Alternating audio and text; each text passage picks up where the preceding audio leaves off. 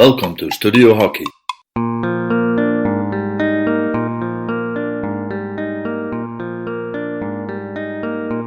Sometimes you just have to kill the unicorn before it kills you.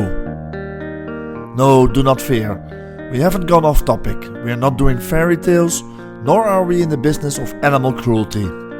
A unicorn in this context has been defined by the experts in innovation as one of those ideas during a brainstorm session that should not be followed through upon.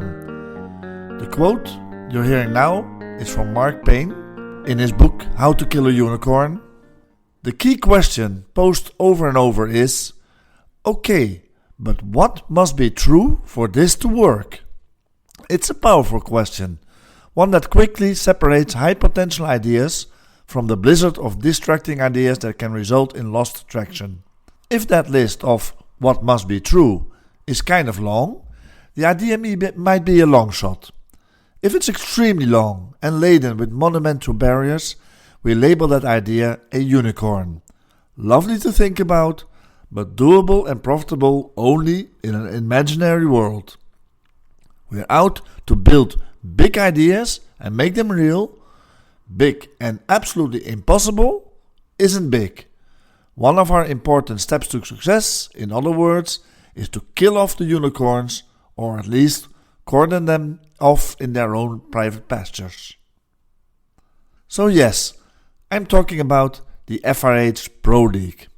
Because let's be honest about it, after more or less half of the games being played in its maiden season. On field, it has been fun so far. Lots of spectacular results, Spanish comeback dramas, and on occasion some good hockey as well.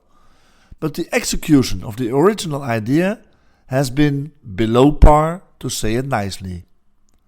The FIH Pro League has had its opponents and supporters from way before it even got launched. I admit to having been on the fence somewhat for a while, but I really like the idea, the concept of hockey is coming home. So you can count me among the supporters of the Pro League. However, that doesn't mean I will turn a blind eye for all that's wrong. I guess a lot of marketing eyes were focused on the concept before its launch, and I'm sure someone would have made some calculations regarding financials and did a feasibility analysis as well. I know outside consultancy was asked, and the decision makers did get at least one, but probably multiple, offers from third parties willing to manage the event while guaranteeing a certain income for the FIH. This could have trickled down to the NAs, the national associations, and especially to the players, coaches and officials making the sacrifices that come with the launch of a global league. However, the board of the FIH decided to go at it alone, without having secured any partners or sponsors. So this ambitious and expensive event started without a sufficient and confirmed budget as far as we know. All financial burden fell towards the participating national associations. Players, coaches and officials making the sacrifices would not be compensated for their effort. Rather disappointing for a league who wants to be known as pro. Recently, all interested parties gathered in the USA and discussed necessary changes. India had left the fold before the Pro League even got underway. Pakistan, in their own special way, kept the faith, but only when the bill for the first airplane and hotel tickets arrived at the federation, they realized the money had gone. Not able to take up on their first opponents, they were kicked out and await either a long suspension, a big fine, or both, if the rules are respected. In the US, the administrators decided India would take the Pakistani spot as of 2020, and the format would change somewhat to diminish travel and costs. You can read all about that at the FIH website. So some of the pro elements of this Pro League. Home games. The biggest pro of all, without a doubt, is the home games. Every game is played in front of a home crowd. We are still a long way from the major spectator sports, but at least this also means no more empty stadiums in most games. Yes, of course, if the national associations still have to fill their stadiums with kids from schools, to fill the empty seats, it's not something to be proud of. But without any budget from the FIH, because they refuse the sponsors willing to pay, it's a tough job for the smaller national associations to do a proper marketing job and sell these games to the general sports fans in their area. Scheduled games is a second pro. It seems strange to have to qualify a schedule of games a year ahead as a plus. But with the poor performance by the FIH in the past on this simple but important element, we have to acknowledge this as a plus for the Pro League. The schedule is known at least a year ahead of time, and why not even pencil in all games for the next 3 years as well? Being able to plan and schedule for several years will help coaches set up better planning for their national teams and will help federations to schedule their own events and leagues knowing the constraints of the Pro League. Hockey all year round is a third pro. For those among us who really follow the sport and not just our own team or country, it is a wonderful thing to see some top hockey being played all year around. Between January and June we have the Pro League. Plus, in the summer months, some of the other major events such as European Championships, World Cups or Olympics. And let's not forget the top domestic leagues between September and December for some continents or September and June for Europe. That's a lot of hockey for the enthusiasts. Some of the elements contra. It's killing the existing domestic leagues. Due to poor planning, the burden of this Pro League put on our existing domestic leagues is heavy. Too heavy. For short domestic events like the Hill in India or the AHL in Australia, now rebranded as Hockey One, it's more easy to reschedule to avoid the conflict with the Pro League. But the traditional European domestic leagues run between September and June. Clubs, according to me still the foundation for our game of hockey, are dependent upon these longer running leagues. It is the way we play hockey. Changing this without true consultation or a new plan is killing for the existing domestic leagues such as the Dutch Hoofdklasse, the German Bundesliga or the Belgian Honor Division. I still think, as I've written before, the easiest solution for this would be to divide the year in 4 quarters.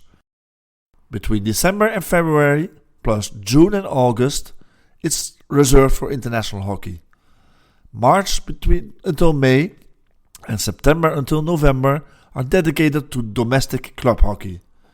That way, international hockey for national teams could be played in the southern hemisphere between December and February and in the northern hemisphere during our summer months. The remaining 6 months of the year would be exclusively dedicated to club hockey, and both could live in harmony, reinforcing each other instead of competing. But whatever the solution chosen, the domestic leagues need to be respected and given their dues, because these are the bedrock of hockey. A second element contra, the unfair burden on players, coaches and officials. Because the FIH for some dark reasons chose to start this Pro League without the support of any sponsors and without any sufficient budget to make good on their original promises, it's the players, coaches and officials who suffer. Some of the national federations provide their national team players with some kind of income.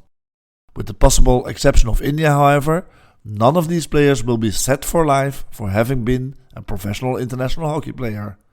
In most cases, it hardly reaches the minimum income to support a household. But some countries, small and big in terms of hockey, do not pay their players at all for their time spent with the national team. Nothing. Zero. Sure, their costs are covered in most cases, but they're expected to play for the honor of representing their country. Which is acceptable and honorable if this involves a couple of games and a couple of weeks of training every year. But it's not acceptable when it becomes a part-time job which has a major impact on their full-time life. FIH promised the Pro League would make our athletes full-time professionals able to live from and for their sport. So far, for most teams, it has doubled the required efforts for these players, without any increase of income. That's unfair, that's breaking promises. As a result, we now have top international players who need to play for a European club to earn a basic income, to pay for the roof over their head and the food on the table, besides making sure, through studies or preparing in a different way, their future income is also guaranteed for when their playing days are over. But the demand of their national teams on these players has doubled at least, without any extra income being generated by the Pro League. Thirdly, poor contracts with media. Middle-aged or old men and women are still the decision makers, and that is why old-fashioned broadcasting, TV, is still considered the holy grail.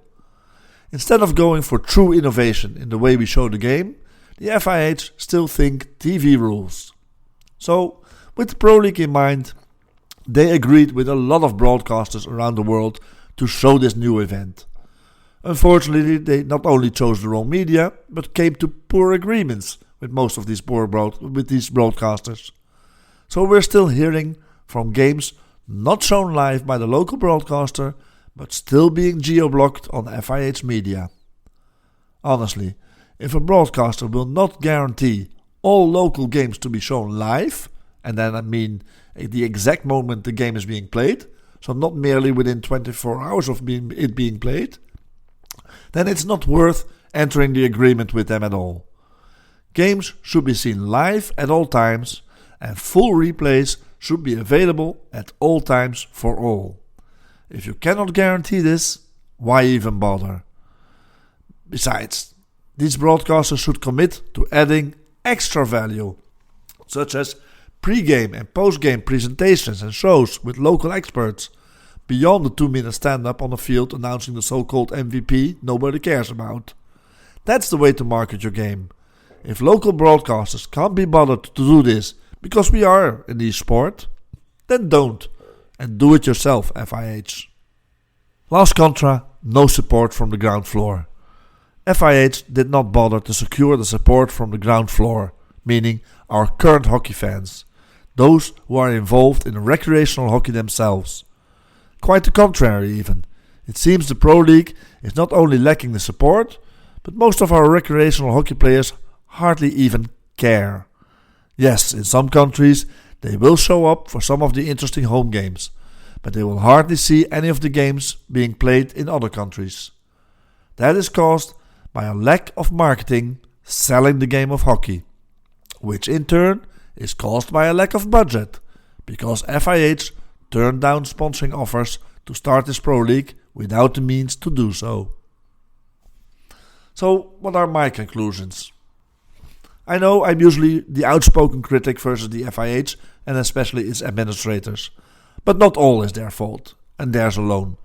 Yes, some might say I'm getting soft at my old age. Two major blows against the possible success for the Pro League so far were India pulling out after the lunch but before the first game, and they were outdone by their usual rivals from Pakistan, who managed to pull out of the league after the first games were being played, already as mentioned before. Still, the FIH is headed by an Indian, and Pakistan managed to secure a seat within the FIH board a couple of weeks before they had to confess not being able to participate in the Pro League after it started already. The cause?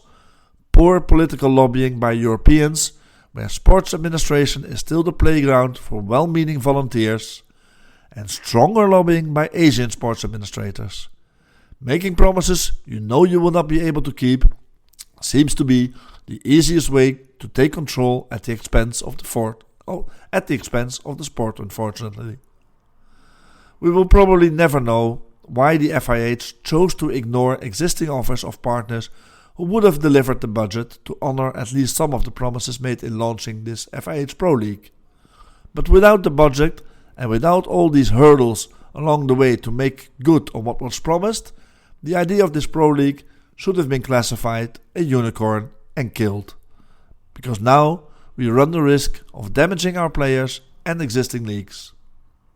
Maybe that has been the plan all along the way by some of the administrators, using a failing FIH Pro League to push out our 11v11 game from the Olympics and replace it with their hockey fives. I'm sure they will deny it, but so far I've seen no proof of these sports administrators protecting the Olympic status of our 11 versus 11 game. If the FIH is serious about securing the Olympic status of our hockey for the future, they need to make this Pro League a success. And for this to happen, they will need to secure long-time sponsor contracts, making sure they can live up to the promises made to their players, media partners, and sports friends from all over the world. But let me repeat my advice from a previous column or podcast on this topic. Domestic hockey is the key to success. I know I'm looking at all of this through European glasses, but it's about time the FIH and Co. learn a valuable lesson from those regions in the world, not just Europe, where we do have our act together. The lesson is, if you want to grow hockey in a sustainable way, you start with the foundation, domestic hockey, both recreational and top sport. Without a solid foundation in recreational domestic hockey, we will never ever grow the viewers the FIH marketing department so desperately needs to secure and grow our game of hockey. It's these recreational players who will be the foundation upon which they can build their desired public of general sports fans. But without the foundation, it's no use building anything. Whether you agree or disagree, I welcome your views and conclusions in the comments on my hockey website bhockey.com, where this has been published as a blog post. And P.S. No real unicorns were killed in the writing of this column and podcast. Thanks for tuning in to Studio Hockey. Don't forget to subscribe to our podcast, and as always, enjoy your hockey. Bye bye.